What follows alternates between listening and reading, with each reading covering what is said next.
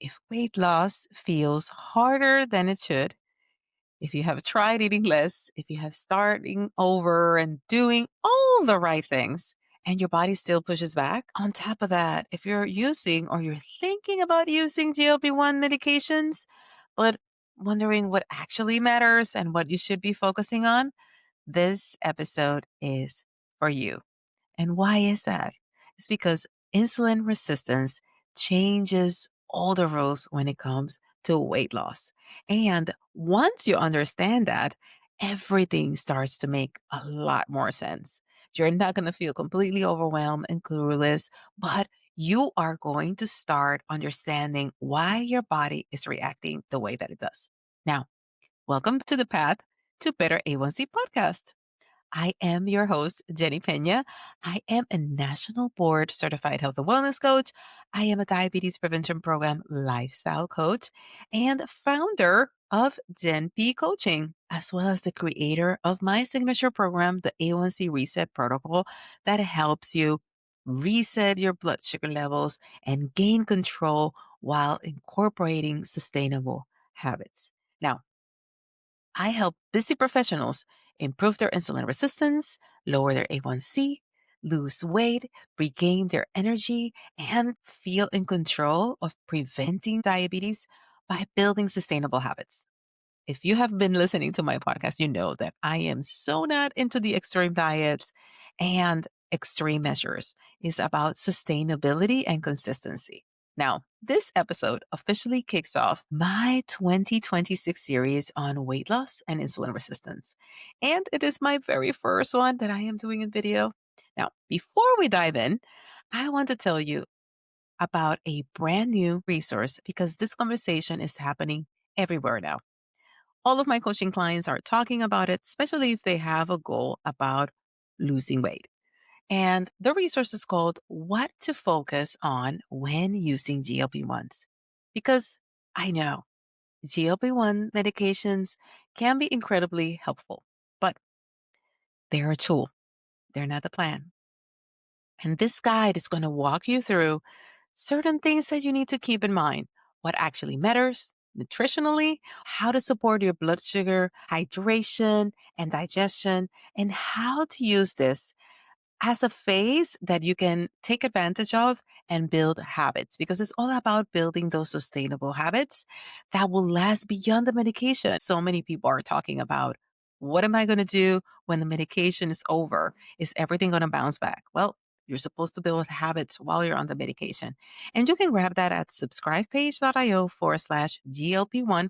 But I will make sure that I put all the information on the description in the episode. Now, let's get started with the topic of today, and that is what insulin resistance actually is. And I want to try to explain it as simple as possible so that you can get an understanding. Insulin is a hormone. It's a hormone that helps move sugar from your bloodstream into your cells. So your body can actually use that glucose for energy. Now, with insulin resistance, what your body starts doing is that your cells are not responding efficiently to it. And what the body does to compensate is in making more insulin. And it's all because obviously the body is trying to keep that blood sugar level under control. Now, if this happens repeatedly over time, this higher insulin environment actually encourages your body for fat storage. And that makes fat loss even harder. And then on top of that, it increases your hunger, it increases your cravings. I'm here to tell you a lot of people think that, why is it that I cannot control this? This is not about willpower. It's not a willpower issue. It's a metabolic environment issue. It's something that your body has been building up and which is harder to get your body to use that fat for energy. Now, what are some of the symptoms that people often overlook? Because that's like one thing that a lot of people tell me. How do I know? Well, insulin resistance often develops very quietly. Like it's not something that's so obvious and it's not something that is overnight. Now, common but very overlooked signs include stubborn weight gain when you're seeing that it's coming up and you actually don't know how it's happening, especially around the midsection, feeling a little bit sleepy or foggy after meals, and feeling that strong sugar and carb craving on top of that 3 p.m. energy crash that I think we are all familiar one way or another. And then you add feeling a little bit moody, shaky, maybe irritable. And for many women, also insulin resistance tend to overlap with other hormonal patterns. And that's what seems to be common for a lot of women to manage PCOS. Now, these symptoms don't diagnose, so please don't walk out of this episode saying you have insulin resistance. But together, these symptoms tell an important story, something that you shouldn't ignore. Why weight loss feels harder with insulin resistance? When insulin resistance stays elevated, hunger signals get louder, the cravings feel more urgent, and your body becomes protective of stored weight. So it's almost like getting into that fight or flight mode. You're holding on to every calorie, you're storing all that fat. It's like a bear, right? Storing fat for the winter. So that's exactly what your body's doing. And this is why being told to just eat less often backfires because it actually leads to more blood sugar crashes. It leads to rebound eating and it also leads to frustration. Now, weight loss with insulin resistance requires a few things. You need to work on your blood sugar stability. You need to focus on improve that insulin sensitivity and also adequately support your stress management, finding ways to manage stress, improve your sleep, and also balance your hormones. That's why if you're premenopause, you may have to deal with this because of all the hormonal changes. I know GLP-1s are a great tool, but they are not just a magic wand that is going to fix everything. And we're going to talk about that in a couple of more episodes. Now, I want to talk to you about, these patterns. Have a conversation with your doctor.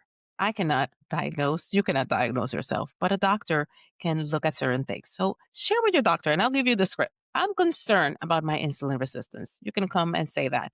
I'm experiencing energy crashes, cravings. I am having a hard time losing weight. And is it possible for me to get some labs related to blood sugar and metabolic health? You can just tell them that. And some of these labs are A1C levels, fasting glucose. Another area that shows a lot of metabolic issues would be lipid panels, right? Like looking at the triglycerides, HDL, cholesterol levels. Get that comprehensive metabolic panel if possible. And sometimes there's some doctors that will use fasting insulin. It's not as common in the US, but maybe in your country it is. But it will depend on your provider and your insurance. So talk to your doctor. Also ask about trends. Just because your levels are normal, everything is okay. Because I have had clients that their A1C levels have been slowly increasing and they notice that and they're able to get it down. Now, insulin resistance rarely Insulin resistance rarely exists on its own. It's commonly linked to prediabetes, increased risk of type 2 diabetes, PCOS, and metabolic syndrome. And I know I've been mentioning metabolic syndrome quite a lot. So let's explain what metabolic syndrome is. It's a cluster of risk factors. It's not just having one risk factor or two, it's having a cluster. And what is that?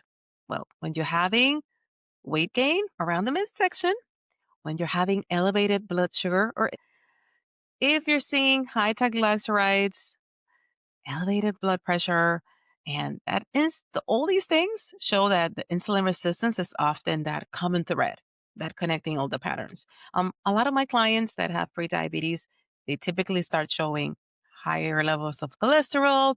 They start seeing their blood pressure being elevated.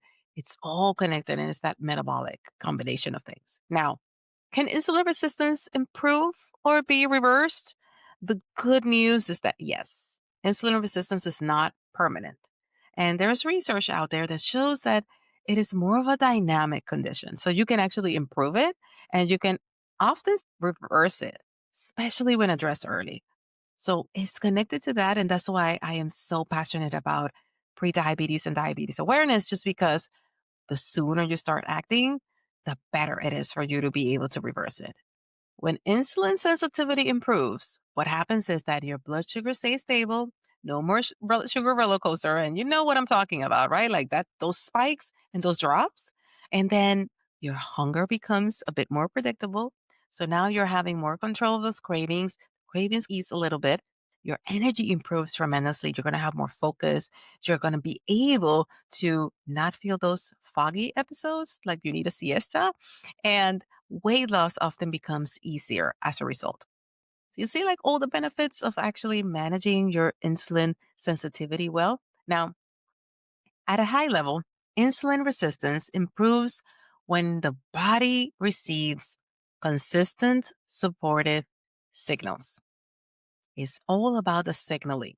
Some key areas that typically as a coach would work and support individuals that are trying to improve their insulin sensitivity is nutrition, focusing on balanced meals that have protein and fiber. You already know me, PFF, protein, fiber, and fat. Now, the other area is muscle and movement because muscle tissue improves insulin sensitivity and they need that glucose in order to function. Sleep, that's another element that will impact cortisol, and cortisol affects that blood sugar regulation. Now, consistency over restriction is key. So, I already mentioned nutrition, sleep, stress, movement, and being consistent. Now, here's what I would love for you to do after listening to everything that I just shared. Pick one focus for this week. Either make sure you add protein at breakfast, or look at your snacks and clean up your snacks, or focus on hydration. And you can even pick to slow down for your meals. Remember, consistency matters more than perfection. So start with one thing, commit to one thing, and stick to it and see how it helps. Now, if you found this helpful, follow the podcast so you don't miss the rest of the series. Share it with a friend, share it with a family member. Maybe they're navigating weight loss. Maybe they suspect they have insulin resistance. Maybe when I went through the symptoms, you were like, it sounds like this person. Check the show notes or that GLP-1 guide. I'm going to put everything in the show notes. I will see you on the next episode.